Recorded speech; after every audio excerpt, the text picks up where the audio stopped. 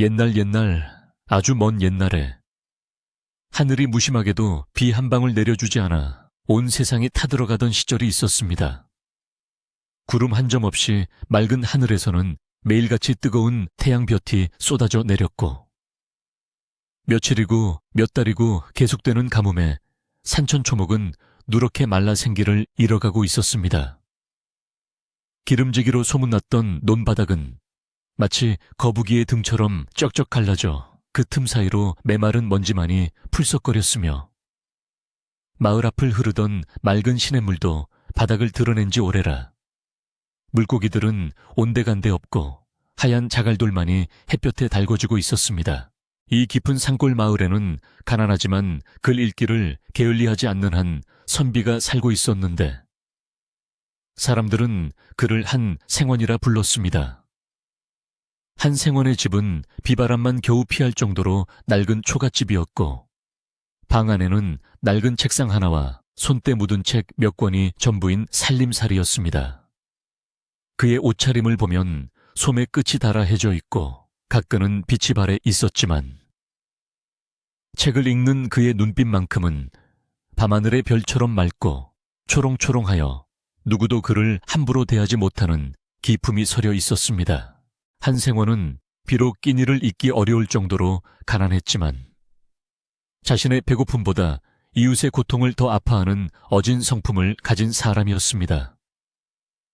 그는 밤마다 호롱불 아래 앉아 성현들의 말씀을 읽으며 나라를 걱정하고 백성을 편안하게 할 도리를 고민하느라 밤잠을 설치곤 했습니다. 책장 넘기는 소리만이 고요한 밤의 정적을 채우던 어느 날, 한생원은 책을 덮고 깊은 한숨을 내쉬며 방문을 열고 밖으로 나왔습니다. 마을 어디선가 들려오는 힘없는 아이의 울음소리가 그의 가슴을 후벼 파는 것만 같아 더 이상 글에 집중할 수 없었기 때문입니다. 마당에 서서 바라본 마을의 풍경은 참혹하기 그지없어 보는 이의 마음을 찢어지게 만들었습니다. 굶주림에 지친 이웃들은 힘없이 마루에 걸터앉아 멍하니 하늘만 바라보고 있었고, 먹을 것이 없어 소나무 껍질을 벗겨 먹거나 흙을 파서 나무 뿌리를 캐는 사람들도 흔하게 볼 수 있었습니다. 마을의 우물은 말라버려 두레박을 내려도 흙탕물조차 길어 올리기 어려웠고, 가축들은 뼈가 앙상하게 드러나 일어설 힘조차 없이 축 늘어져 있었습니다. 한생원은 이 처참한 광경을 보며 하늘을 향해 원망 섞인 눈길을 보낼 수밖에 없었습니다. 그러던 어느 날, 고요하던 마을 입구가 소란스러워지더니 뿌연 흙먼지를 일으키며 관아의 관리들이 들이닥쳤습니다. 그들은 말을 타고 위세를 부리며 마을 안으로 들어왔는데, 굶주려 얼굴이 헬쑥한 마을 사람들과는 달리 기름진 얼굴에 윤기 흐르는 비단 옷을 입고 있었습니다. 관리들은 마을 한가운데 있는 정자나무 아래에 자리를 잡고는 험상궂은 표정으로 마을 이장과 사람들을 불러 모아 꿇어앉히고 호통을 치기 시작했습니다. 그들의 목소리는 가뭄에 지친 사람들의 귀를 때리는 천둥소리처럼 위압적이고 거칠었습니다. 관리 중 우두머리로 보이는 자가 거드름을 피우며 말하기를, 나라에 바칠 세금을 거두러 왔으니 당장 곡식을 내놓아라 하고 윽박질렀습니다. 마을 사람들은 땅바닥에 머리를 조아리며, 날이 보시다시피 가뭄이 들어 먹을 물조차 없습니다. 거둘 곡식이 어디 있겠습니까? 제발 살려주십시오 하고 애원했습니다. 하지만 관리는 눈 하나 깜짝하지 않고 임금님이 계신 도성으로 보낼 곡물이다, 핑계 대지 말고 나달 하나라도 남김없이 털어오라 며 포졸들에게 집집마다 뒤지라고 명령을 내렸습니다. 포졸들은 마치 굶주린 늑대떼처럼 집집마다 들이닥쳐 닥치는 대로 살림살이를 뒤엎고 다녔습니다. 쌀독바닥을 긁어 겨우 모은 한 줌의 보리쌀마저 빼앗아가고, 아기가 먹을 미움을 끓이려던 작은 솥단지까지 들고 나오는 행패를 부렸습니다. 마을 아낙네들은 포졸들의 바짓가랑이를 붙잡고 울부짖었으나 그들은 거친 발길질로 힘없는 여인들을 밀쳐내며 비웃음만 흘릴 뿐이었습니다. 이를 지켜보던 한 생원의 가슴 속에서는 뜨거운 불길 같은 분노가 치밀어 올랐습니다. 한 생원은 더 이상 참지 못하고 자리에서 벌떡 일어나 관리들 앞으로 성큼성큼 걸어 나갔습니다. 그의 낡은 도포자락이 바람에 펄럭였고 평소에 온화하던 표정은 사라지고 서슬퍼런 기세가 얼굴에 가득했습니다. 그는 관리의 말 앞을 가로막으며 우렁찬 목소리로 멈추시오. 지금 백성들이 굶어 죽어가고 있는데 백성을 돌봐야 할 관리들이 도리어 도적대처럼 약탈을 일삼다니 부끄럽지도 않소 라고 호통을 쳤습니다. 갑작스러운 선비의 등장에 관리들은 잠시 주춤하며 그를 노려보았습니다. 말 위에 앉은 관리는 한 생원의 행색을 아래 위로 훑어보더니 코웃음을 치며 말했습니다. 네 이놈, 어디서 굴러먹던 새님이 감히 관아의 일에 참견이냐. 썩 물러가지 않으면 내 놈도 경을 칠 것이다. 관리는 채찍을 들어 위협했지만 한 생원은 눈 하나 깜짝하지 않고 똑바로 그를 쳐다보며 말을 이었습니다. 내 비록 초야에 묻혀 사는 힘없는 선비이나 성현의 가르침을 배운 사람으로서 불의를 보고 참을 수는 없소. 자식이 굶는데 밥을 뺏는 부모가 세상에 어디 있단 말이오.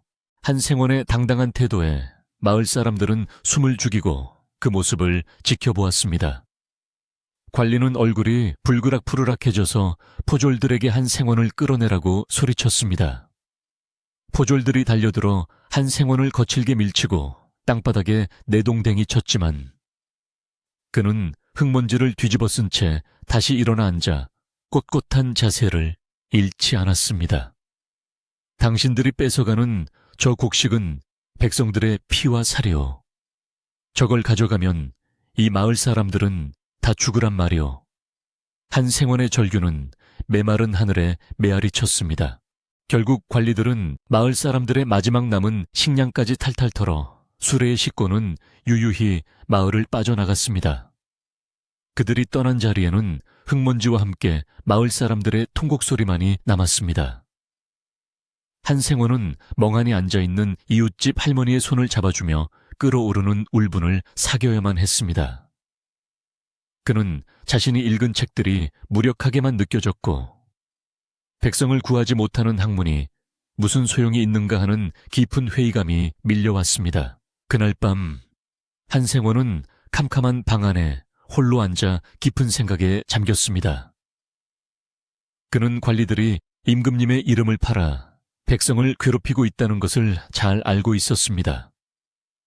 지방 관리들은 자신들의 뱃속을 채우기 위해 백성을 수탈하면서도 조정에는 가뭄이 들지 않았고 태평성대라고 거짓 보고를 올리고 있는 것이 분명했습니다.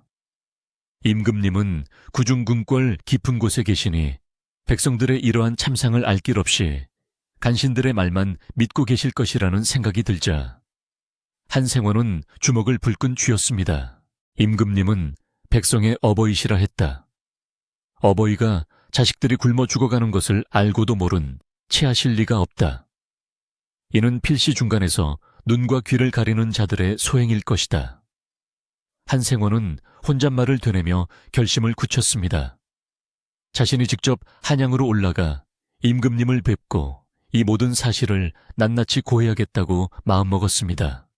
그것이 비록 계란으로 바위를 치는 무모한 일일지라도 선비로서 목숨을 걸고 해야 할 일이라고 생각했습니다. 그는 북과 먹을 꺼내어 자신이 보고 겪은 참상을 종기에 적어 내려가기 시작했습니다. 글자 하나하나에 백성들의 눈물과 한숨을 담아내듯 그는 밤이 새도록 멈추지 않고 상소문을 써 내려갔습니다. 호롱불 심지가 타들어가 방 안이 어둑해질 때마다 심지를 돋우며 그의 결이 또한 더욱 단단해졌습니다. 창호지 문 밖으로 희미하게 새벽빛이 스며들 무렵에야 그는 붓을 놓았고 책상 위에는 그의 피 끓는 충전기 담긴 글이 완성되어 있었습니다. 다음 날 아침 한 생원은 아내를 불러 자신의 뜻을 전했습니다. 부인, 내가 한양에 다녀와야겠소. 임금님께 우리 고을의 사정을 알리지 않고서는 도저히 견딜 수가 없구려. 아내는 남편의 뜻이 얼마나 굳건한지 알기에 말없이 고개를 끄덕이며 짐을 챙겨주었습니다. 달고 다른 집신 몇 켤레와 주먹밥 몇 덩이, 그리고 물 한 병이 보찜의 전부였지만 그 안에는 남편을 걱정하는 아내의 마음이 가득 담겨 있었습니다. 한생원은 보찜을 어깨에 메고 다 낡은 갓을 바로 쓰며 집을 나섰습니다. 마을 어귀의 정자나무 아래를 지날 때 그는 뒤를 돌아보며 마음속으로 맹세했습니다. 내 반드시 임금님의 은혜를 입어 이 땅에 단비를 내리게 하고 그대들의 눈물을 닦아주리라. 그의 발걸음은 비장했고 깡마른 등 뒤로 아침 햇살이 길게 그림자를 드리웠습니다. 마을 사람들은 멀어지는 한 생원의 뒷모습을 보며 부디 무사히 다녀오기를 간절히 빌었습니다. 한양으로 가는 길은 멀고도 험난했습니다. 산 넘고 물 건너 수백 리 길을 걸어가야 하는 여정은 건장한 장정에게도 힘든 일이었으나 허약한 선비의 몸으로는 더욱 고된 일이었습니다. 하지만 한생원은 걷다가 숨이 차면 잠시 멈춰서서 호흡을 가다듬고 다리가 아프면 지팡이에 의지해 다시 걸음을 옮겼습니다. 길가에 핀 이른 모를 들꽃조차 가뭄에 시들어 있는 것을 볼 때마다 그는 자신의 사명을 되새기며 지친 다리에 힘을 불어넣었습니다. 길을 가다 만나는 다른 고을의 사정 또한 자신의 마을과 별반 다르지 않았습니다. 길거리에는 먹을 것을 구걸하는 사람들이 넘쳐났고 버려진 논밭은 잡초만 무성하게 자라나 있었습니다. 어느 주막에서 만난 나그네는 관청의 수탈이 산적보다 더 무섭다며 혀를 찼고 보찜 장수들은 한양의 고관 대작들은 매일 잔치를 벌인다더라 는 소문을 전해주었습니다. 이런 이야기들을 들을 때마다 한 생원의 가슴속에서는 의분이 끓어올라 발걸음을 재촉하게 만들었습니다. 며칠을 꼬박 걸어놓은 고개를 넘을 때였습니다. 고개 마루턱에 앉아 잠시 땀을 식히고 있는데 지나가던 노인이 한 생원의 행색을 보고 말을 걸어왔습니다. 젊은 선비, 어딜 그리 급하게 가시는가 보아하니 먼 길을 떠나온 것 같은데 한 생원은 공손하게 인사하며 대답했습니다. 한양에 계신 임금님께 상소를 올리러 가는 길입니다. 노인은 깜짝 놀라며 손사래를 쳤습니다. 아이고, 이 사람아, 목숨이 2개라도 되는가. 요즘 세상에 바른 말 했다가는 쥐도 새도 모르게 죽임을 당하네. 노인의 걱정. 어린 만류에도 한생원은 담담하게 미소를 지었습니다. 어르신, 백성이 다 죽어가는데 제 목숨 하나 보존한들 무슨 의미가 있겠습니까? 저는 죽음을 각오하고 떠난 길이니 염려 마십시오. 한생원의 눈빛이 너무나 결연하여 노인은 더 이상 말리지 못하고 그저 품속에서 꼬깃꼬깃한 쌈짓돈을 꺼내 쥐어주며 가는 길에 국밥이라도 사드시게 부디 몸 조심하고 라며 격려해 주었습니다. 한생원은 노인의 따뜻한 마음을 가슴에 새기며 다시 길을 나섰습니다. 해가 지고 어둠이 깔리면 그는 숲속의 바위 틈이나 빈 정자에서 새우잠을 잤습니다. 밤바람이 차갑게 불어와 얇은 옷깃을 파고들었지만 그는 품속에 간직한 상소문을 어루만지며 추위를 이겨냈습니다. 밤하늘에 떠있는 달을 보며 고향에 두고 온 아내와 마을 사람들의 얼굴을 떠올렸고 그들이 배불리 먹고 웃는 모습을 상상하며 잠을 청했습니다. 꿈속에서조차 그는 임금님 앞에 엎드려 백성의 고통을 호소하는 꿈을 꾸었습니다. 한양에 가까워질수록 길은 넓어졌고 사람들의 왕래도 잦아졌습니다. 하지만 화려한 옷을 입은 사람들과 웅장한 기와집들이 보이기 시작하자 한생원은 오히려 마음이 무거워졌습니다. 도성의 풍요로움은 시골의 비참함과 너무나 대조적이었기 때문입니다. 그는 자신의 초라한 행색이 부끄럽지 않았습니다. 오히려 비단 옷을 입고 거드름을 피우는 자들의 눈빛이 공허해 보였고 그들의 웃음소리가 가식적으로 느껴졌습니다. 드디어 멀리 한양의 성문이 보이기 시작했습니다. 웅장한 숭례문이 위엄있게 서 있었고 성벽 위에는 깃발들이 바람에 펄럭이고 있었습니다. 한생원은 멈춰서서 옷매무새를 단정히 하고 깊게 심호흡을 했습니다. 이제 곧 임금님을 뵐 수 있다는 생각에 가슴이 벅차오르면서도 한편으로는 과연 자신이 이 높은 성벽을 넘어 임금님께 닿을 수 있을지 두려움도 앞섰습니다. 하지만 그는 다시 한번 주먹을 쥐고 발걸음을 옮겼습니다. 성문 안으로 들어서자 시끌벅적한 장터의 소음이 그를 맞이했습니다.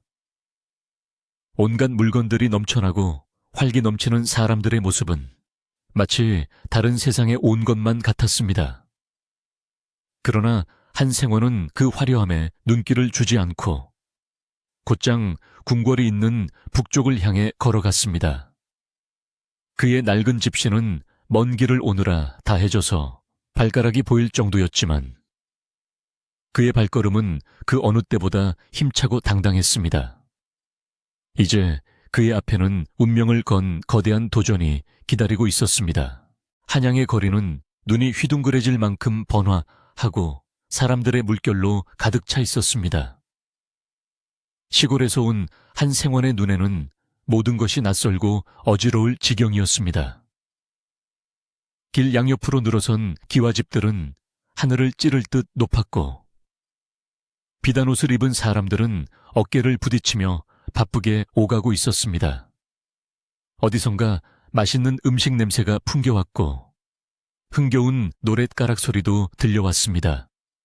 가뭄으로 타들어가던 고향 마을과는 달리 이곳은 마치 딴 세상인 양풍요롭고 활기차 보였습니다.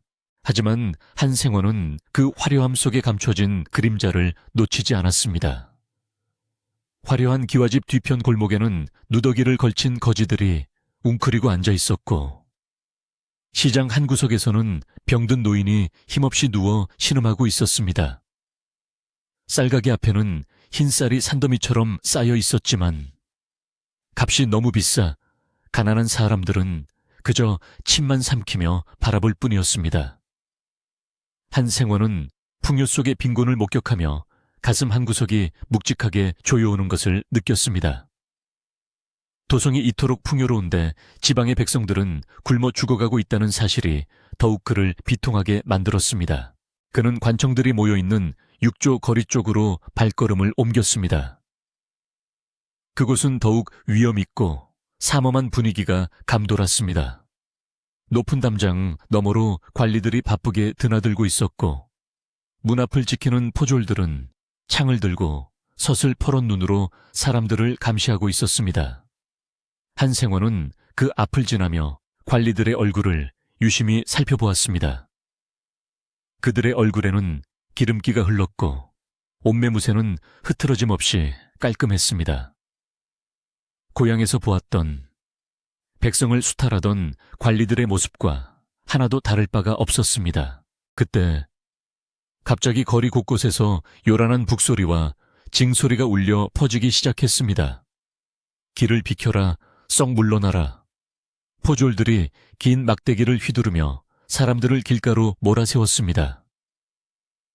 장사하던 상인들은 허둥지둥 물건을 챙겨 뒷골목으로 숨었고 길을 가던 행인들은 영문도 모른 채 포졸들의 기세에 눌려 쫓겨났습니다. 거리는 순식간에 아수라장이 되었고 아이들의 울음소리와 사람들의 비명이 뒤섞여 소란스러워졌습니다. 한생원은 쫓겨나는 인파 속에 섞여 담벼락 뒤로 몸을 피했습니다. 옆에 있던 한 노인에게 조심스럽게 물었습니다. 어르신, 도대체 무슨 일이기에 이리 난립니까? 노인은 겁에 질린 표정으로 주위를 살피더니 낮은 목소리로 대답했습니다. 내일 임금님께서 온천으로 행차하신다는 소문이 돌더니 그 준비를 하느라 저러는 게야. 임금님이 지나가실 길을 깨끗하게 치워야 한다며 며칠 전부터 난리도 아니라네. 한생원은 깜짝 놀랐습니다. 임금님께서 궐 밖으로 나오신다고요. 노인은 고개를 끄덕이며 혀를 찼습니다. 그렇다네. 그런데 관리놈들이 임금님 눈에 거슬리는 것들을 치운다며 가난하고 병든 사람들을 성 밖으로 내쫓고 낡은 집들은 가리개로 가려버렸다네. 임금님께서는 백성들이 모두 잘 살고 거리도 깨끗한 줄만 아실게야. 노인의 말에 한생원은 기가 막혀 말이 나오지 않았습니다. 임금님의 눈과 귀를 가리기 위해 백성들을 짐짝처럼 취급하고 있었던 것입니다. 포졸들은 거리에 남은 흙먼지 하나까지 쓸어내려는 듯 빗자루질을 해댔고 길가에 핀 잡초마저 뽑아버렸습니다. 심지어 거리에 앉아 구걸하던 맹인 거린까지 질질 끌고 가 보이지 않는 곳으로 던져버렸습니다. 그 모습을 지켜보던 한생원의 주먹은 부들부들 떨렸습니다.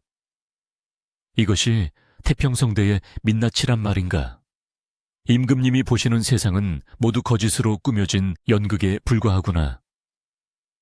그는 분노를 억누르며 내일 있을 임금님의 행차를 기다리기로 마음먹었습니다. 날이 저물고 어둠이 깔리자 거리는 쥐 죽은 듯 조용해졌습니다. 통행금지를 알리는 종소리가 울려 퍼졌고 사람들은 모두 집 안으로 들어가 문을 걸어 잠갔습니다. 잘 곳이 없는 한생원은 인적이 드문 허름한 주막의 처마 밑에 자리를 잡았습니다. 찬바람이 불어와 몸이 으슬으슬 떨렸지만 그는 보찜 속에 넣어둔 상소문을 꺼내 다시 한번 읽어보며 마음을 다잡았습니다. 그때 주막 주인이 문을 열고 나오다가 웅크리고 있는 한생원을 발견했습니다. 격이 누구시오? 이 추운 밤에 왜 거기 웅크리고 있는 게요? 주인은 등불을 들어 한생원의 얼굴을 비췄습니다. 한생원은 일어나 정중하게 인사를 했습니다. 지나가는 과객입니다. 날은 저물고 가진 돈이 넉넉지 않아 하룻밤만 처마 밑에서 쉬어가려 했습니다. 주막 주인은 한생원의 초라하지만 기품 있는 모습을 보고는 안쓰러운 마음이 들었는지 혀를 찼습니다. 아무리 돈이 없어도 그렇지 이 밤이슬을 맞으면 병나요. 헛간이라도 내줄 테니 들어오시오. 주인의 호의로 한 생원은 헛간 한 구석에 지푸라기를 깔고 앉을 수 있었습니다. 주인은 김이 모락모락 나는 따뜻한 국밥 한 그릇을 가져다 주었습니다. 며칠 만에 먹는 따뜻한 음식에 한생원의 온몸이 녹아내리는 듯했습니다. 국밥을 비우고 나자 주인은 맞은편에 앉아 곰방대에 불을 붙이며 말을 걸었습니다. 보아하니 한양 사람은 아닌 것 같은데 무슨 볼일로 이 먼 곳까지 왔소? 과거 시험이라도 보러 온 게요. 한생원은 잠시 망설이다가 솔직하게 털어놓았습니다. 과거를 보러 온 것이 아닙니다. 시골의 가뭄이 심해 백성들이 다 죽어가는데 조정에서는 이를 모르고 있기에 임금님께 직접 상소를 올리러 왔습니다. 주인의 눈이 휘둥그레졌습니다. 곰방대를 입에서 떼며 한생원에게 바짝 다가앉았습니다. 뭐라, 임금님께 상소를. 그게 얼마나 위험한 일인지 알고나 하는 소리요. 주인은 걱정스러운 목소리로 말을 이었습니다. 얼마 전에도 지방에서 올라온 선비 하나가 억울함을 호소하려다 포졸들에게 매만 맞고 옥에 갇혔다는 소문이 파다하오. 저 높으신 분들은 백성의 목소리를 듣기 싫어한단 말이오. 게다가 내일은 임금님 행차라 경비가 더욱 삼엄할 텐데 자칫하면 목숨을 잃을 수도 있어. 주인의 말은 진심 어린 충고였습니다. 한양의 험악한 분위기를 누구보다 잘 알고 있는 그였기에 젊은 선비가 불 속으로 뛰어드는 것을 막고 싶었던 것입니다. 한생원은 주인의 눈을 똑바로 쳐다보며 말했습니다. 어르신 말씀은 고맙습니다만 저는 이미 목숨을 내놓고 왔습니다. 제 고향 사람들은 지금 흙을 파먹으며 연명하고 있습니다. 제가 여기서 물러선다면 그들은 영영 희망을 잃고 말 것입니다. 제 목숨 하나로 수천, 수만의 생명을 살릴 수 있다면 그보다 값진 죽음이 어디 있겠습니까? 그의 목소리는 낮지만 힘이 있었고 흔들림 없는 눈빛은 주인을 압도했습니다. 주인은 한참 동안 한 생원을 바라보다가 깊은 한숨을 내쉬었습니다.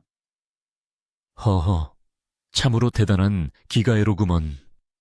내 살다 당신 같은 강골은 처음 보. 뜻이 정 그렇다면 내가 말린다고 될 일은 아니겠구려.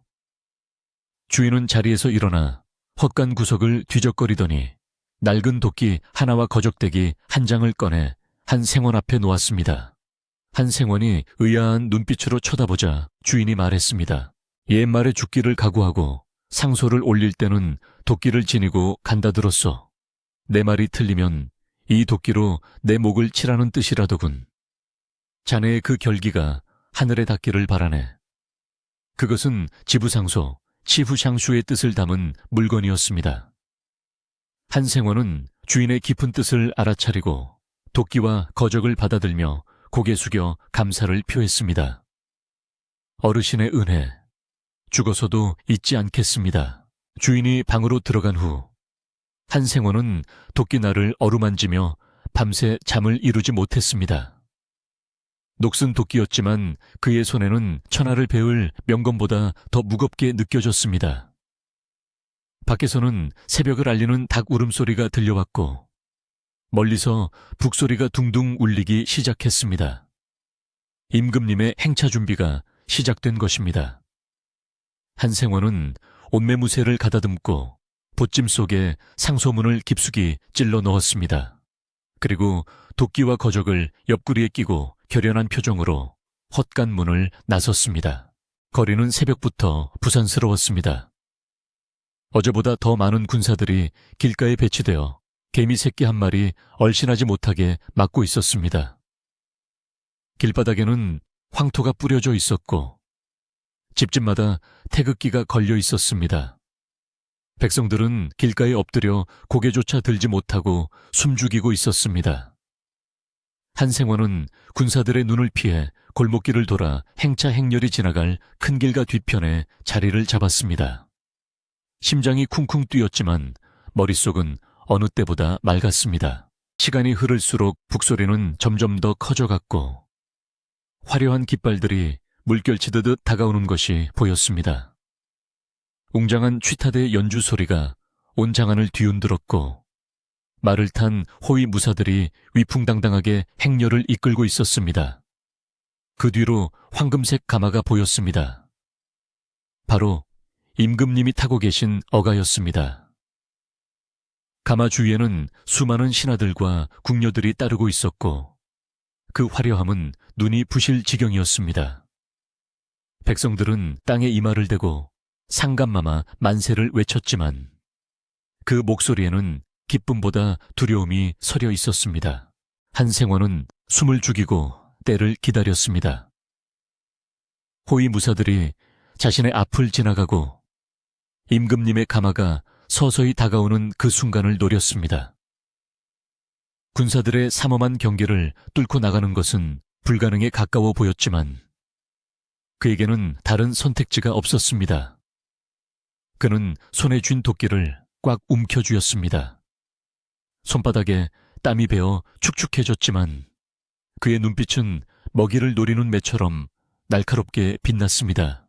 드디어 임금님의 가마가 한 생원이 숨어있던 골목 앞을 지나가려는 찰나였습니다. 한 생원은 심호흡을 한번 크게 하고는 사력을 다해 골목을 뛰쳐나갔습니다. 멈추시오, 전하, 멈추시옵소서. 그의 외침은 웅장한 악기 소리를 뚫고 허공을 갈랐습니다. 갑작스러운 고함 소리에 행렬은 순간 술렁거렸고 호위 무사들은 당황하여 칼을 빼들었습니다. 한 생원은 군사들이 미처 막을 새도 없이 길 한복판으로 뛰어들었습니다. 그리고 품에 안고 있던 거적을 길바닥에 쫙 펼치고 그 위에 엎드렸습니다. 옆에는 시퍼런 도끼를 내려놓았습니다. 순식간에 벌어진 일이라 군사들도 구경하던 백성들도 모두 얼어붙은 듯 그를 쳐다보기만 했습니다.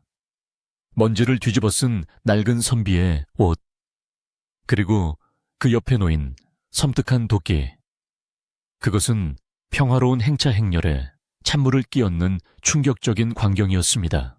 말을 타고 앞서가던 대장군이 노발대발하여 소리쳤습니다. 저놈이 미쳤나, 감히 어가 행렬을 가로막다니, 당장 저놈을 끌어내라. 군사들이 우르르 달려들어 창끝을 한 생원의 목에 겨누었습니다. 날카로운 창날이 목덜미에 닿았지만 한 생원은 미동도 하지 않았습니다. 그는 고개를 바짝 쳐들고 감아 쪽을 향해 목이 터져라 외쳤습니다. 전하, 이 미천한 선비가 목숨을 걸고 아루옵니다. 지금 이 나라는 태평성대가 아니옵니다. 백성들은 굶어 죽고 산천은 타들어가는데 누가 전하의 눈과 귀를 가리고 있단 말입니까? 그의 절규는 피를 토하는 듯 처절했습니다. 군사들이 그를 발로 차고 끌어내려 했지만 그는 바위처럼 버티며 계속해서 소리쳤습니다. 제 말이 거짓이라면 이 도끼로 제 목을 치시옵소서. 부디 굽어 살피소서. 전하. 소란이 커지자 가마의 문이 조금 열리더니 누군가의 손짓이 보였습니다. 행렬을 멈추라는 신호였습니다. 악기 소리가 뚝 그치고 거리는 무거운 침묵에 휩싸였습니다. 군사들도 멈칫하며 뒤로 물러섰습니다. 가마 안에서 근엄한 목소리가 흘러나왔습니다. 무슨 일이냐? 밖이 소란스럽구나. 한생원은 그 목소리를 듣는 순간 온몸의 전율을 느꼈습니다. 이제 모든 것은 임금님의 처분에 달려 있었습니다. 죽느냐 사느냐, 그리고 고향의 백성들을 살리느냐 못 살리느냐의 기로에 선 것입니다. 그는 바닥에 이마를 찌으며 다시 한번 외쳤습니다.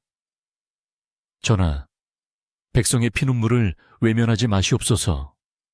그의 목소리는 떨리고 있었지만 그 안에 담긴 진심은 좌중을 압도하고도 남음이 있었습니다.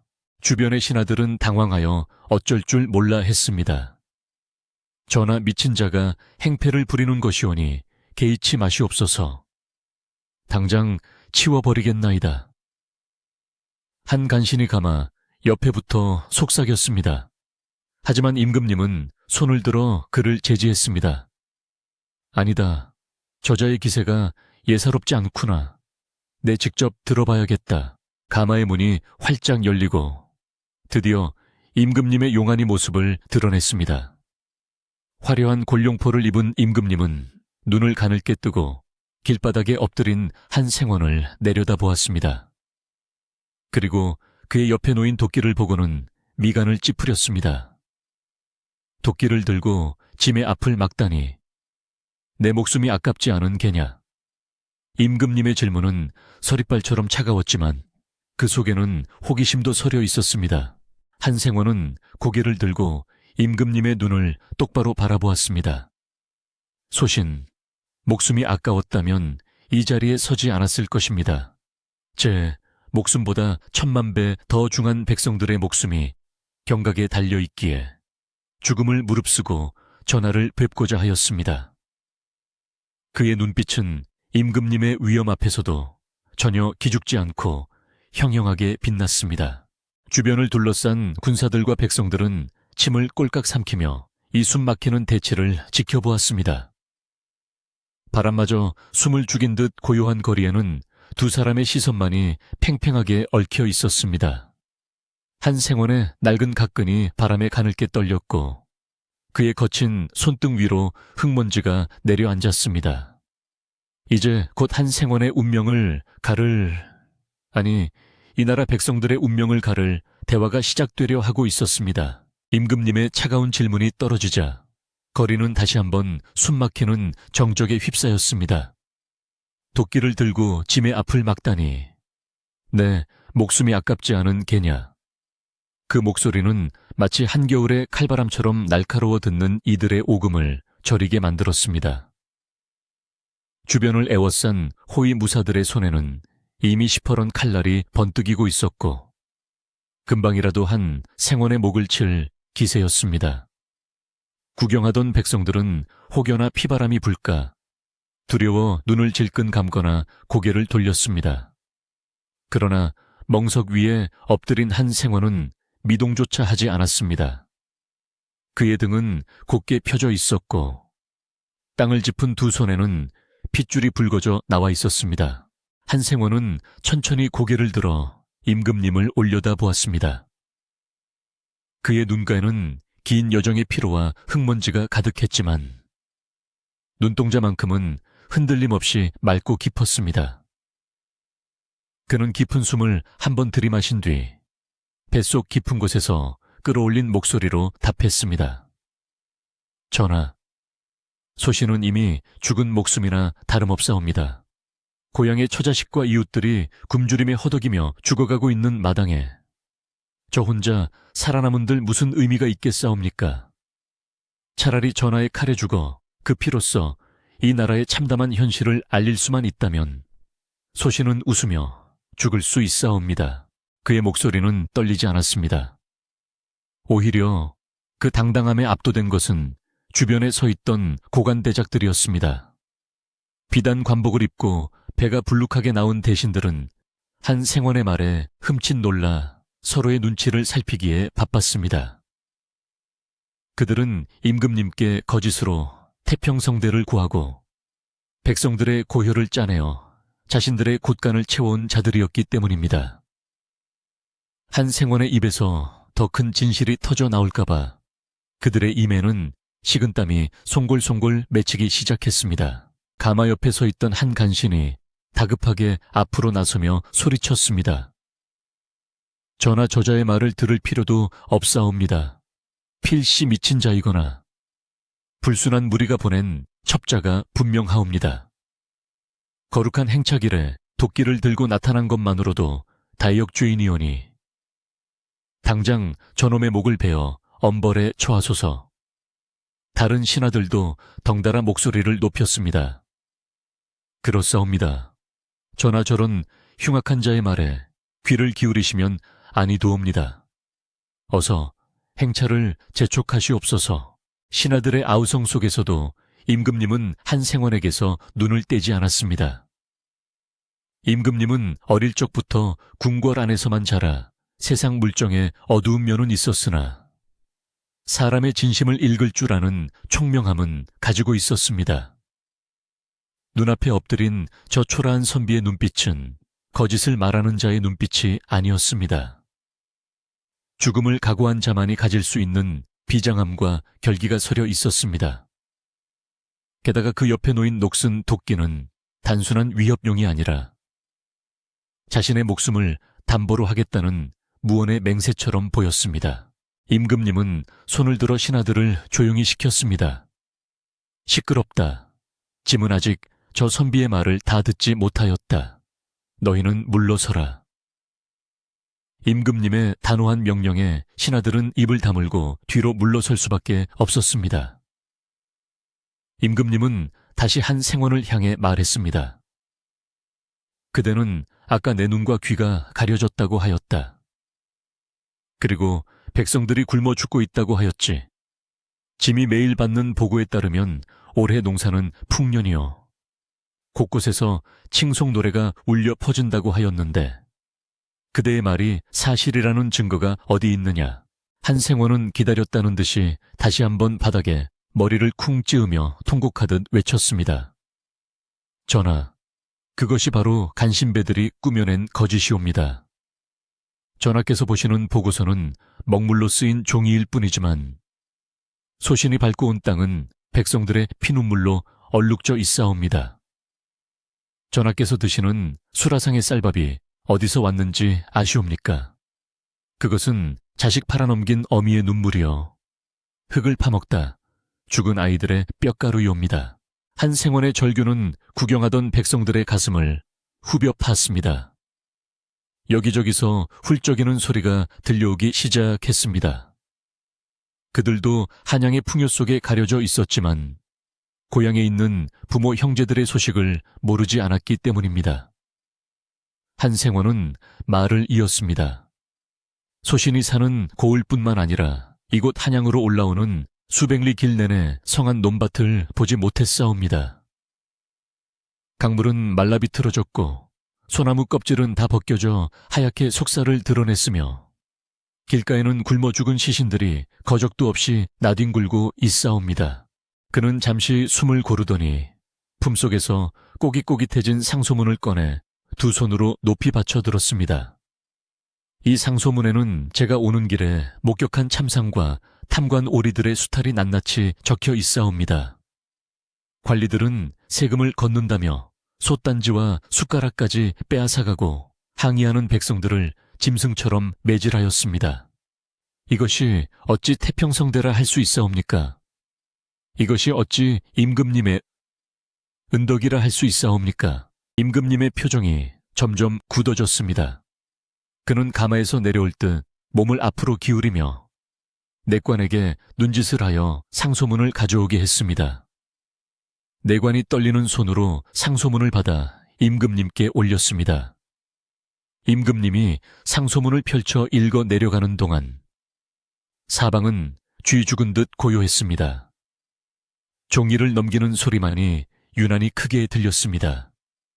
상소문을 읽는 임금님의 미간이 찌푸려지더니 잡고 있는 손이 부들부들 떨리기 시작했습니다. 그 글 속에는 임금님이 상상조차 하지 못했던 지옥 같은 현실이 생생하게 묘사되어 있었기 때문입니다. 이를 지켜보던 대신들의 얼굴은 사색이 되었습니다. 그들은 서로 눈짓을 교환하며 어찌할 바를 몰랐습니다. 평소 임금님께 좋은 말만 골라 하며 비위를 맞추던 그들에게 한 생원의 직원은 마른 하늘의 날벼락과도 같았습니다. 그중 권세가 가장 높은 이조판서가 더 이상 참지 못하고 앞으로 나섰습니다. 그는 짐짓 분노한 척하며 소리쳤습니다. 전하, 저 상소문은 모두 날조된 것이옵니다. 저 시골 선비놈이 감히 전하를 능멸하고 조정을 어지럽히고자 꾸며낸 이야기이옵니다. 어찌 일개 선비의 말을 믿으시고 조정의 충신들을 의심하시나이까? 이조판서의 말에 다른 대신들도 합세했습니다. 그렇사옵니다. 저자의 목을 베어 국법의 엄중함을 보이셔야 하옵니다. 그들의 목소리는 커져만 갔고 분위기는 다시 험악해졌습니다. 군사들도 다시 창을 고쳐 잡으며 명령만 떨어지기를 기다렸습니다. 한생원은 사방에서 쏟아지는 살기 어린 시선 속에서도 눈 하나 깜짝하지 않았습니다. 그는 오히려 더 큰 목소리로 대신들을 향해 호통을 쳤습니다. 내 이놈들, 너희가 정녕 이 나라의 녹을 먹는 신하들이냐? 임금님의 눈을 가리고 귀를 막아 나라를 병들게 한 죄. 하늘이 무섭지도 않으냐? 너희가 호의호식하며 기름진 고기를 씹을 때 백성들은 흙을 씹으며 피를 토했다. 너희가 비단옷을 걸치고 희희낙낙할 때 백성들은 얼어 죽고 굶어 죽었다. 내 비록 오늘 이 자리에서 죽을지언정 너희의 그 더러운 죄상은 역사에 영원히 남을 것이다. 한생원의 섯을 펄은 호통에 대신들은 기가 눌려 뒤로 주춤했습니다. 그의 모습은 초라한 선비가 아니라 마치 하늘에서 내려온 심판관처럼 위엄이 있었습니다. 그의 목소리에는 사사로운 이익을 탐하지 않는 자만이 가질 수 있는 쩌렁쩌렁한 울림이 있었습니다. 백성들 사이에서는 웅성거림이 퍼져나갔습니다. 저 선비님 말이 맞다. 우리 고향도 지금 다 죽게 생겼다. 임금님, 제발 저분의 말을 들어주소서. 곳곳에서 터져나오는 백성들의 외침은 점점 하나의 거대한 파도가 되어갔습니다. 임금님은 상소문에서 눈을 떼고 고개를 들어 대신들을 바라보았습니다. 그리고 다시 한 생원을 바라보았습니다. 임금님의 눈에는 혼란과 분노, 그리고 깊은 슬픔이 교차하고 있었습니다. 임금님은 천천히 가마에서 내려 땅을 밟았습니다. 흙먼지가 날리는 길바닥에 임금님의 비단신이 닿자 신하들은 기겁하며 엎드려 말렸습니다. 전하, 옥체가 더러워지옵니다. 가마에 오르소서. 하지만 임금님은 그들을 뿌리치고 한 생원 앞으로 다가갔습니다. 그리고 허리를 굽혀 한 생원의 앙상한 어깨를 유심히 살펴보았습니다. 낡아빠진 옷 사이로 드러난 갈비뼈, 먼지 구덩이 속에서도 빛나는 눈빛, 그리고 그 옆에 놓인 투박한 도끼. 임금님은 한 생원의 거친 손을 자신의 고운 손으로 덥석 잡았습니다. 한 생원의 손은 나무 껍질처럼 거칠고 차가웠습니다. 그대 이름이 무엇인가? 임금님이 나직이 물었습니다. 한 생원은 감히 임금님의 얼굴을 보지 못하고 고개를 숙인 채 대답했습니다. 산골 마을에 사는 한가 아무개라 하옵니다. 임금님은 한숨을 내쉬며 말했습니다.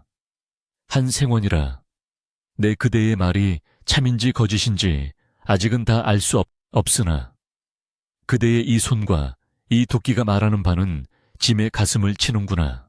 임금님은 다시 몸을 일으켜 대신들을 향해 돌아섰습니다. 임금님의 눈빛은 아까와는 달리 매섭게 변해 있었습니다. 이조판서, 그리고 호조판서, 너희는 올해 가뭄이 없다고 하였지. 백성들이 배불리 먹고 있다고 하였지. 그렇다면 저 선비의 저 몰골은 무엇이며 저기 서 있는 백성들의 야윈 얼굴은 또 무엇이냐. 내 눈에는 저들의 고통이 보이는데 너희 눈에는 보이지 않는단 말이냐. 대신들은 임금님의 서슬에 눌려 바닥에 납작 엎드렸습니다. 전하, 그것이 아니오라. 지방관들이 보고를 잘못 올린 탓이오며 그들은 변명하기에 급급하여 말을 더듬었습니다. 임금님은 그 비겁한 모습을 보며 헛웃음을 지었습니다. 보고를 잘못 올렸다. 그렇다면 너희는 그 잘못된 보고만 믿고 짐을 속인 것이 아니냐. 내 오늘 이 자리에서 누구의 말이 진실인지 명명백백히 가려낼 것이다. 임금님은 호위대장에게 명령했습니다. 당장 말을 준비해라.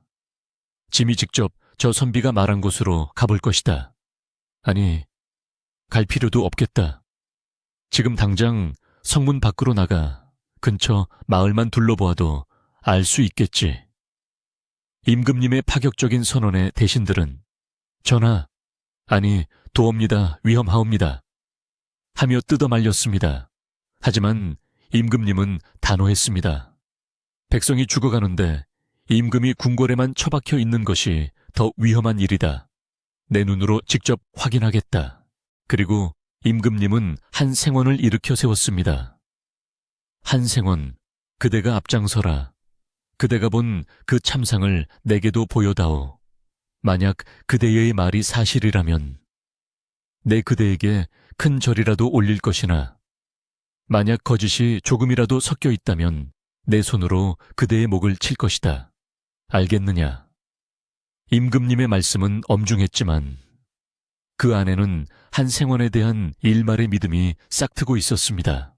한 생원은 흙투성이가 된 얼굴로 눈물을 흘리며 대답했습니다. 성은이 망극하옵니다.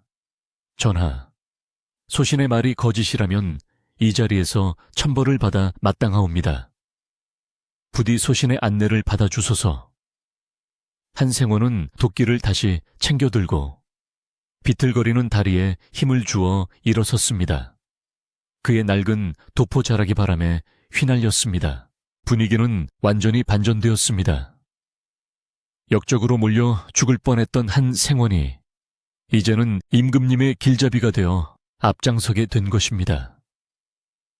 대신들은 사색이 되어 발을 동동 구르며 어쩔 줄 몰라 했고 백성들은 숨을 죽이며 이 기적 같은 광경을 지켜보았습니다. 화려한 가마, 행렬은 멈추었고 임금님은 말을 타고 한 생원의 뒤를 따르기 시작했습니다. 행선지는 온천이 아니라 가난하고 병든 백성들이 쫓겨난 성 밖 빈민촌이었습니다. 한 생원은 벅차오르는 가슴을 억누르며 발걸음을 옮겼습니다. 이제 곧 모든 진실이 밝혀질 것입니다. 거짓으로 쌓아 올린 탐관 오리들의 성벽이 무너질 순간이 다가오고 있었습니다. 그는 보찜 속에 챙겨온 고향 마을에서 주워온 마른 나무뿌리와 흙덩이를 꽉 쥐었습니다. 이것이야말로 그 어떤 말보다 더 확실한 증거가 될 것이라 믿었습니다. 하늘을 찌를 듯한 기세로 임금님을 막아선 한 생원, 그리고 그를 따르는 임금님. 두 사람의 행렬은 이제 역사의 새로운 페이지를 쓰기 위해 움직이기 시작했습니다. 성문 밖으로 나서는 임금님의 행렬은 그 어느 때보다 무겁고 엄숙했습니다. 화려한 취타대의 연주 소리는 뚝 끊겼고 펄럭이던 깃발들도 바람이 잦아든 탓인지 힘없이 축 늘어져 있었습니다. 한생원은 흙투성이가 된 도포자락을 휘날리며 맨 앞에서 길을 안내했고 그 뒤를 임금님이 말을 타고 따랐으며 사색이 된 대신들과 호위무사들이 그 뒤를 이었습니다. 대로변을 벗어나 좁고 구불구불한 골목길로 들어서자 대신들은 전하, 이곳은 길이 험하고 불결하오니 더 이상 가시면 아니도옵니다라며 앞을 막아서려 했습니다.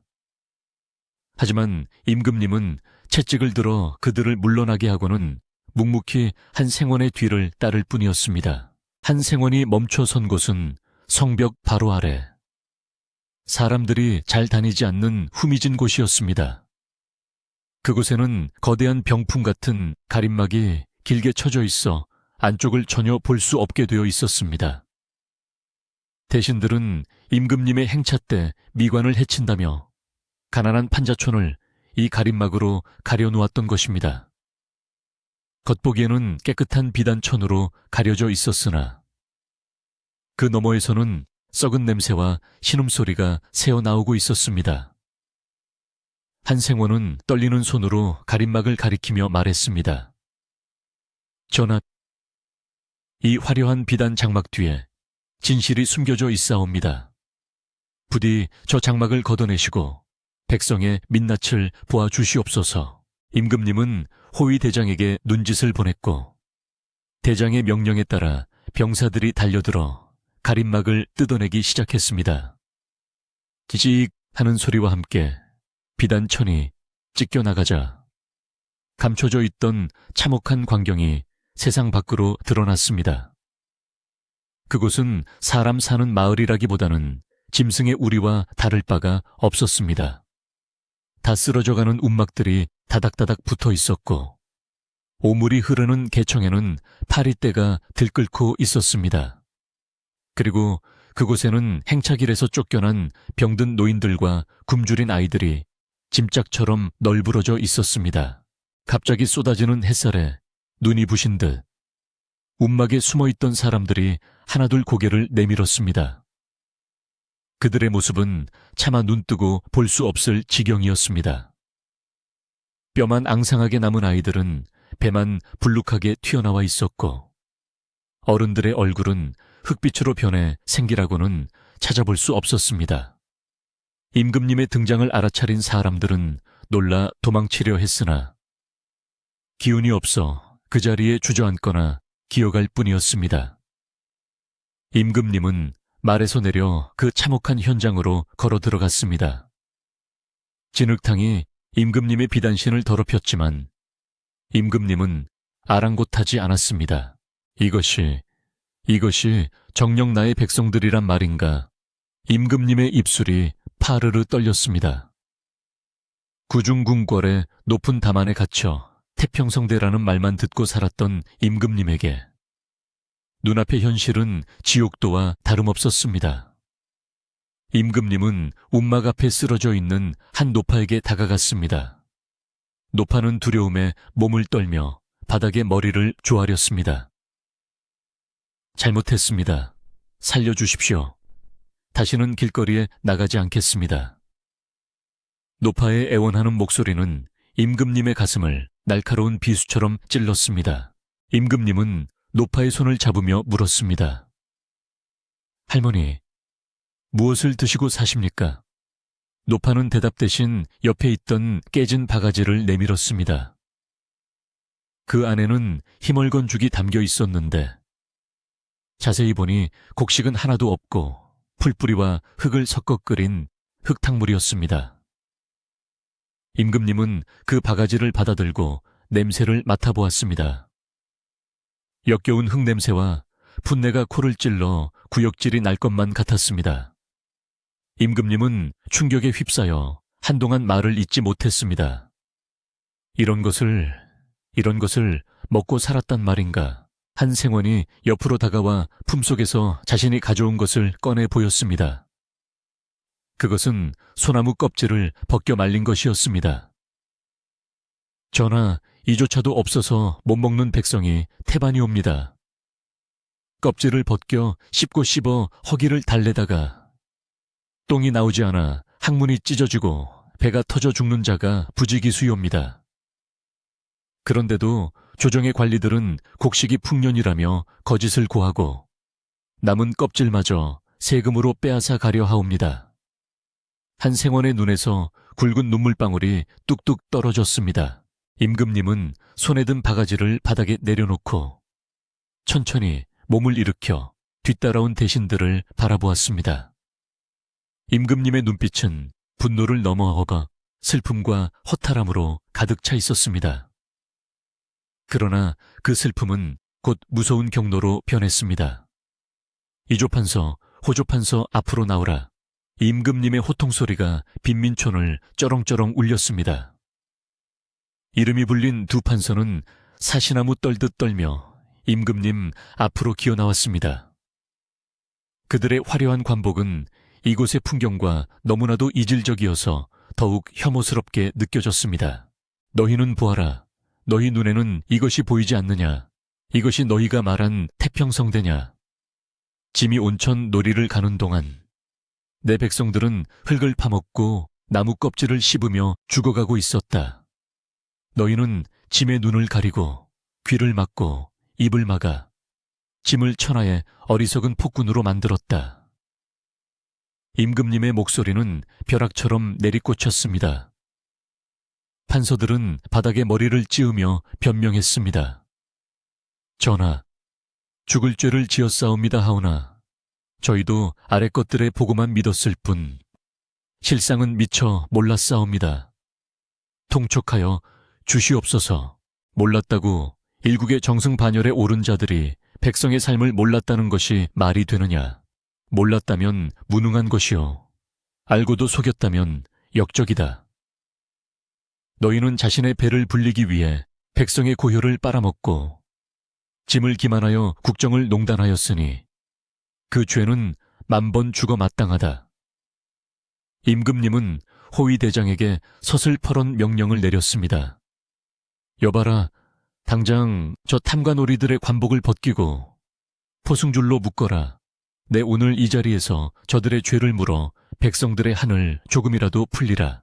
호위 무사들이 달려들어 판서들의 관모를 벗기고 화려한 관복을 찢어 발겼습니다. 평소 위세등등하던 그들은 순식간에 죄인의 몰골이 되어 바닥에 무릎을 꿇었습니다. 그 모습을 지켜보던 빈민촌의 사람들은 믿기지 않는다는 표정으로 웅성거렸습니다. 평생 자신들을 괴롭히던 무서운 관리들이 임금님의 한마디에 추풍낙엽처럼 쓰러지는 것을 보자 억눌렸던 울분이 터져나오기 시작했습니다. 어디선가 임금님 만세 하는 작은 외침이 들리더니 순식간에 상감마마 만세 하는 함성이 파도처럼 퍼져나갔습니다. 임금님은 다시 백성들을 향해 돌아섰습니다. 그리고 그 더러운 흙바닥에 무릎을 꿇었습니다. 신하들이 기겁하며 전하, 아니 도옵니다 하고 말렸지만 임금님은 손을 들어 그들을 제지했습니다. 임금님은 눈물 고인 눈으로 백성들을 바라보며 말했습니다. 미안하다, 정말 미안하다. 짐이 어리석어 너희의 배고픔을 알지 못했고 너희의 아픔을 보듬지 못했다. 모든 것이 짐의 부덕한 탓이다. 임금님의 진심 어린 사과의 백성들은 모두 엎드려 통곡했습니다. 그동안의 서러움이 임금님의 따뜻한 말 한마디에 눈 녹듯 녹아내린 것입니다. 임금님은 자리에서 일어나 내관에게 명령했습니다. 지금 당장 행채 쓸 물품을 실은 수레를 가져오라. 거기에는 짐이 온천에서 먹을 산의 진미와 쌀이 가득할 것이다. 그것을 모두 풀어 이들에게 나누어 주어라. 그리고 당장 한양 창고를 열어 굶주리는 백성 누구에게나 곡식을 나누어 주도록 하라. 만약 쌀 한 톨이라도 빼돌리는 자가 있다면 그 자리에서 목을 베겠다. 임금님의 명령은 신속하고 단호했습니다. 곧이어 행렬 뒤편에 있던 수레들이 빈민촌으로 들어왔습니다. 수레 덮개가 열리자 하얀 쌀가마니와 고기, 과일들이 쏟아져 나왔습니다. 병사들은 큰 솥을 걸고 불을 지피기 시작했습니다. 오랫동안 썩은 냄새만 진동하던 마을에 구수한 밥 짓는 냄새가 퍼져나가기 시작했습니다. 그 냄새는 죽어가던 사람들을 일으켜 세우는 생명의 향기였습니다. 아이들은 밥 냄새를 맡고 솥 주변으로 모여들었고 어른들은 서로를 부둥켜 안고 기쁨의 눈물을 흘렸습니다. 한생원은 멀찌감치 서서 이 모든 광경을 지켜보고 있었습니다. 긴장이 풀린 탓인지 다리에 힘이 풀려 털썩 주저앉고 말았습니다. 그의 손에 들려있던 도끼도 바닥에 뒹굴었습니다. 자신이 목숨을 걸고 한 일이 헛되지 않았다는 안도감이 밀려왔습니다. 임금님이 직접 밥주걱을 들고 백성들에게 국밥을 퍼주는 모습을 보며 한생원은 하염없이 흐르는 눈물을 닦을 생각도 하지 못했습니다. 그것은 슬픔의 눈물이 아니라 벅차오르는 감동의 눈물이었습니다. 임금님은 국밥 한 그릇을 직접 들고 한생원에게 다가왔습니다. 한생원, 그대 덕분에 짐이 눈을 떴소. 그대가 아니었다면 짐은 영영 암군 어리석은 임금으로 남아 역사에 오명을 남겼을 것이오. 이 국밥은 짐이 그대에게 내리는 첫 번째 상이오. 어서 드시오. 임금님이 건넨 국밥에서는 김이 모락모락 피어올랐습니다. 한생원은 떨리는 두 손으로 국밥 그릇을 받아 들었습니다. 전하, 성은이 망극하옵니다. 소신은 그저 할 도리를 했을 뿐이옵니다. 한생원은 목이 메어 말을 잇지 못하고 국밥을 한 숟가락 떠서 입에 넣었습니다. 따뜻한 국물이 목구멍을 타고 넘어가자 얼어붙었던 오장육부가 녹아내리는 듯 했습니다. 며칠을 굶으며 걸어온 고통과 죽음을 각오했던 두려움이 그 따뜻한 밥 한 숟가락에 모두 씻겨 내려갔습니다. 주변에서는 백성들이 밥을 먹으며 웃음을 되찾고 있었고 아이들의 활기찬 목소리가 다시 들려오기 시작했습니다. 어느새 해는 중천에 떠올라 빈민촌을 환하게 비추고 있었습니다. 어두침침했던 골목 구석구석까지 햇살이 스며들었고 사람들의 얼굴에는 생기가 돌기 시작했습니다. 임금님은 식사를 마친 후 다시 한 생원을 불렀습니다. 한생원, 짐은 이제 궁으로 돌아가야 하오. 가서 해야 할 일이 태산 같소. 썩은 환부를 도려내고 나라의 기강을 바로 세워야 하오. 그대는 나와 함께 궁으로 가겠소. 한생원은 조용히 고개를 저었습니다. 전하, 소신의 역할은 여기까지옵니다.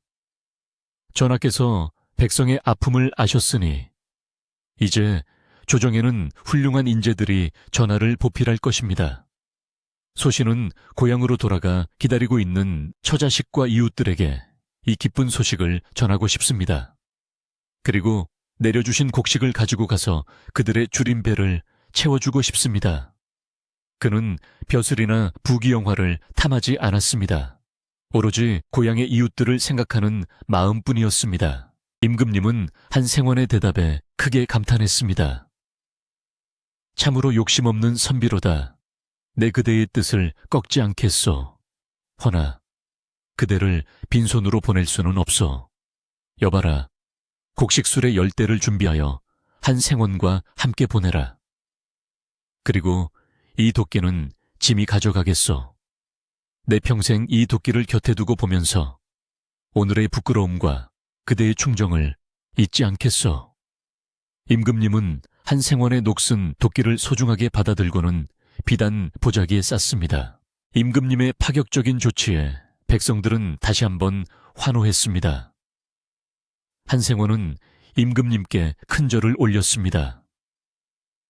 전하 부디 만수무강하시고 성군이 되어 주시옵소서.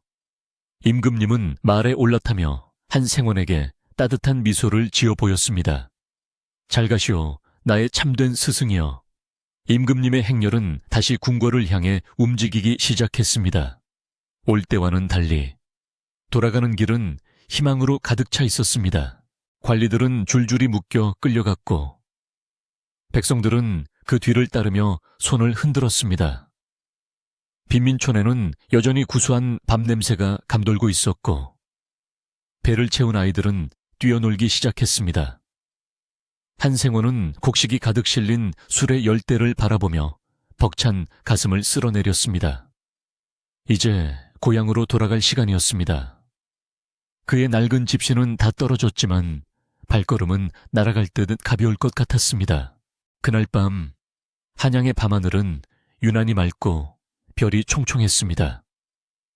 임금님은 밤늦도록 잠들지 못하고 침전에서 도끼를 어루만지며 정사를 돌보았고 한생원은 객주에서 오랜만에 편안한 잠을 청했습니다. 나라의 큰 근심이 걷히고 막혔던 혈이 뚫린 듯한 시원함이 온 세상에 퍼져나갔습니다. 사람들의 입에서 입으로 도끼 든 선비의 이야기가 전설처럼 번져나가기 시작했습니다. 이제 마지막 남은 것은 그가 고향에 도착했을 때 일어날 기적 같은 일들 뿐이었습니다. 한양을 떠나는 한 생원의 발걸음은 올 때와는 사뭇 달랐습니다. 올 때는 목숨을 건 비장함과 보찜 하나뿐인 초라한 행색이었으나 돌아가는 길은 든든한 곡식 술의 열대와 건장한 호위 군사들이 함께하고 있었기 때문입니다.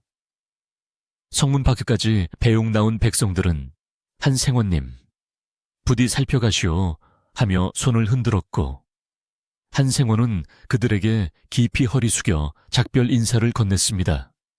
수레바퀴가 굴러가는 소리가 경쾌하게 울려 퍼졌고 한생원은 술에 가득 실린 쌀가마니를 어루만지며 고향에 있는 처자식과 이웃들의 얼굴을 떠올렸습니다. 이제 그들을 살릴 수 있다는 생각에 가슴이 벅차올라 잠시도 지체할 수 없었습니다.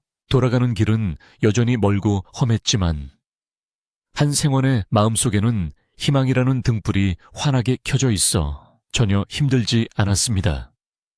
길을 재촉하여 내려가는 동안 그는 곳곳에서 변화의 바람이 불고 있음을 느낄 수 있었습니다.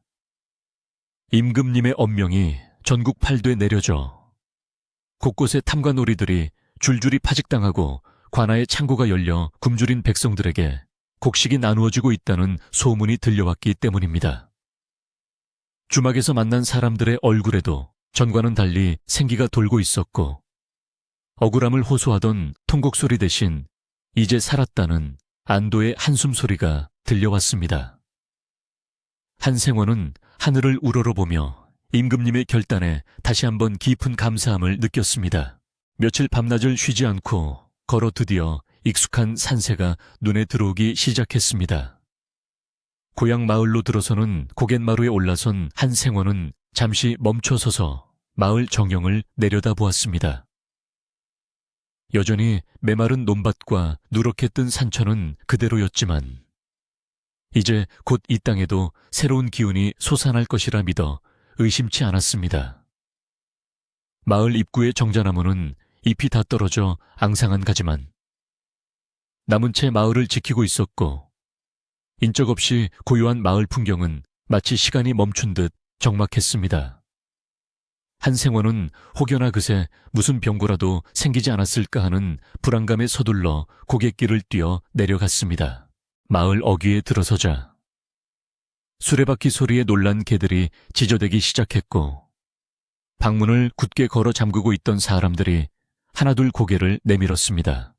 그들의 눈은 움푹 패여 있었고 몸은 피골이 상접하여 마치 유령과도 같은 모습이었습니다. 한 생원을 알아본 이웃집 김영감이 지팡이를 짚고 힘겹게 걸어 나왔습니다. 아니, 이게 누군가 한 생원이 아닌가? 자네 정말 살아서 돌아온 것인가?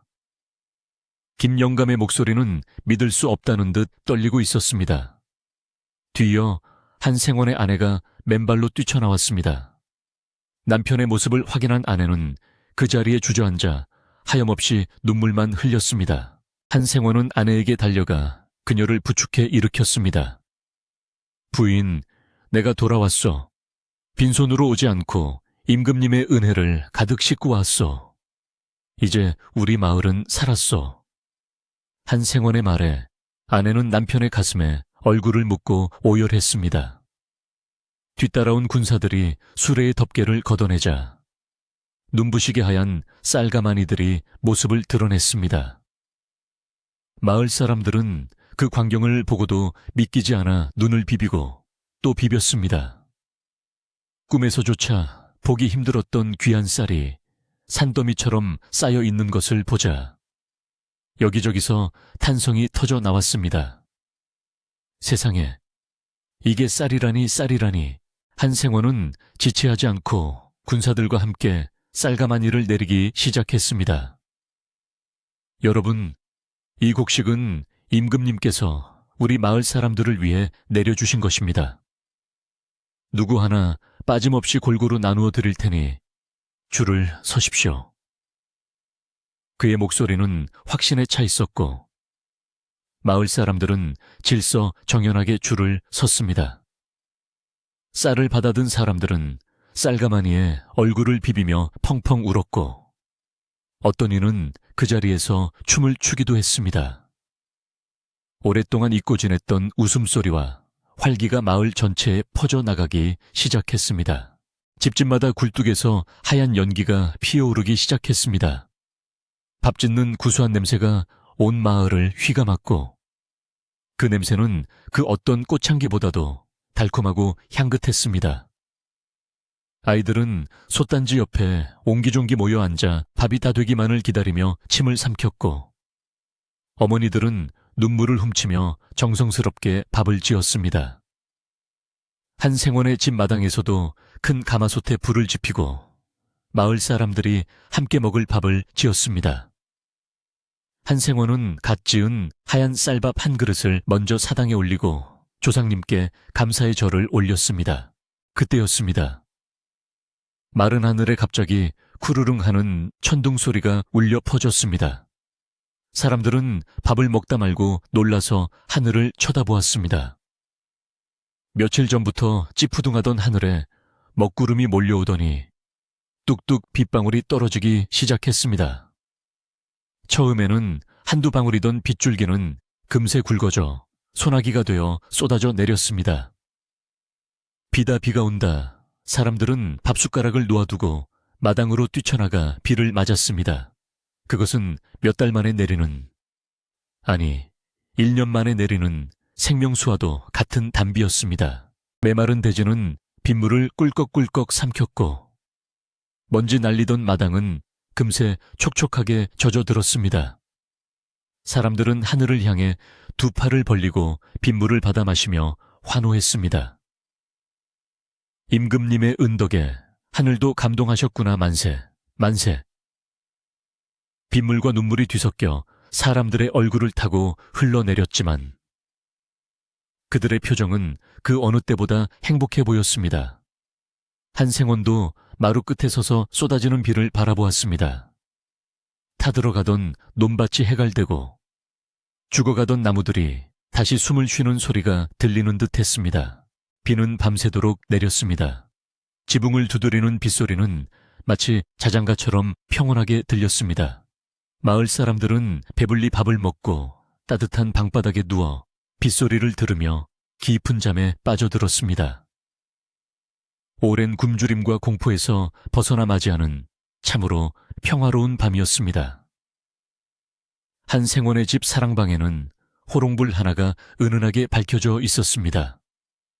한생원은 아내와 마주 앉아 그동안 못다 한 이야기를 나누었습니다. 아내는 남편의 야윈 손을 잡으며 말했습니다. 정말 고생 많으셨습니다. 당신이 우리 마을을 살렸습니다. 한생원은 고개를 저어 감어 미소 지었습니다. 아니요, 내가 한 것이 아니라 우리 마을 사람들의 간절한 염원이 하늘에 닿은 것이요. 그리고 백성을 긍휼히 여기는 임금님의 마음이 이 비를 부른 것이지. 그는 자신의 공을 내세우지 않고 모든 것을 하늘과 임금님의 덕으로 돌렸습니다.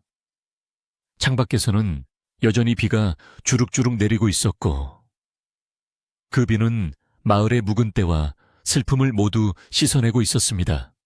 한생원은 문득 한양에서 가져온 임금님이 쓰다듬어 주셨던 그 빈 도끼자루를 바라보며 깊은 생각에 잠겼습니다. 다음 날 아침 비가 그치고 맑게 갠 하늘이 드러났습니다. 온 세상이 깨끗하게 씻겨나가 산천초목이 푸르름을 되찾았고 논밭에는 물이 가득 고여 찰랑거렸습니다. 마을 사람들은 이른 아침부터 나와 논두렁을 손질하고 못자리를 살피며 다시 농사일을 시작할 준비를 했습니다. 그들의 손놀림에는 힘이 넘쳤고 입가에는 노래가 절로 흘러나왔습니다. 절망뿐이던 마을이 하루아침에 희망의 땅으로 변한 것입니다. 이 모든 변화의 중심에는 한 생원의 용기가 있었습니다. 얼마 후 관에도 새로운 사또가 부임해 왔습니다. 그는 임금님의 명을 받아 내려온 청렴하고 강직한 관리였습니다. 부임하자마자 그는 창고를 열어 백성들을 구휼하고 부당하게 거둔 세금을 돌려주었으며 한 생원을 찾아와 정중하게 예를 갖추었습니다. 한 생원님의 높은 뜻을 받들어 이 고을을 살기 좋은 곳으로 만들겠습니다. 앞으로 많은 가르침을 주십시오. 사또의 겸손한 태도에 한 생원도 기쁘게 답례하며 마을의 어른으로서 지혜를 보태기로 약속했습니다. 계절이 바뀌고 들판에는 황금 물결이 일렁겼습니다. 그해 가을은 유례없는 대풍년이었습니다. 벼이삭이 무거워 고개를 숙일 정도였고 과일나무에는 탐스러운 열매가 주렁주렁 매달렸습니다. 마을 사람들은 수확의 기쁨을 나누며 잔치를 벌였습니다. 떡을 치고 술을 빚어 나누어 먹으며 그들은 잊지 않고 한 생원의 집으로 가장 좋은 곡식과 과일을 가져왔습니다. 생원님 덕분에 우리가 이렇게 배불리 먹고 삽니다. 정말 감사합니다. 사람들의 진심 어린 인사에 한 생원의 집 마당은 훈훈한 정으로 가득 찼습니다. 한 생원은 여전히 낡은 초가집에서 글을 읽으며 지냈습니다. 벼슬길에 오르지는 않았지만 그는 그 어떤 정승보다도 마을 사람들의 존경과 사랑을 받는 마을의 어버이가 되어 있었습니다. 그는 틈틈이 아이들에게 글을 가르치고 이웃의 어려움을 해결해주며 소박하지만 보람찬 나날을 보냈습니다. 가끔 밤하늘의 달을 보며 한양에 계신 임금님의 안위를 걱정하기도 했지만 들려오는 소문에 의하면 임금님 또한 그날 이후로 더욱 성군이 되어 나라를 태평하게 다스리고 계신다 하니 마음이 놓였습니다. 어느 겨울밤 한방눈이 소복이 쌓이는 날이었습니다. 한 생원은 따뜻한 아랫목에 앉아 아내가 깎아주는 곶감을 먹으며 예시를 회상했습니다. 도끼를 들고 임금님의 행차를 막아섰던 그 무모하고도 용감했던 날의 기억은 이제 전설이 되어 사람들의 입에서 입으로 전해지고 있었습니다. 여보, 그때 정말 무섭지 않으셨습니까? 아내의 물음에 한 생원은 허허 웃으며 대답했습니다. 무섭지 않았다면 거짓말이겠지. 하지만 백성을 살리겠다는 마음이 두려움보다 더 컸기에 가능했지 싶소. 이야기는 여기서 끝이 납니다. 한 생원의 용기는 메마른 땅에 단비를 내리게 했고 임금님의 눈을 뜨게 하여 나라를 구했습니다. 진정한 용기란 칼을 휘두르는 것이 아니라 불의에 맞서 바른 말을 할 줄 아는 것임을 한 생원은 몸소 보여주었습니다. 그가 살던 상월 마을은 그 후로도 오랫동안 가뭄 없이 비가 잘 내리고 인심 좋은 마을로 소문이 났다고 합니다. 혹시 압니까? 지금도 어딘가 깊은 상골 마을에 가면 한 생원의 후손들이 여전히 맑은 눈으로 글을 읽으며 살아가고 있을지 모를 일입니다. 이제 밤이 깊었습니다. 창밖에는 바람소리가 잦아들고 고요함만이 감돌고 있습니다. 오늘 밤은 한 생원의 따뜻한 마음을 이불 삼아 덮고 걱정 근심 없이 편안하게 주무시길 바랍니다. 꿈속에서는 풍요로운 황금 들판을 거니는 꿈을 꾸시기를 바라며 이야기는 여기서 맺겠습니다.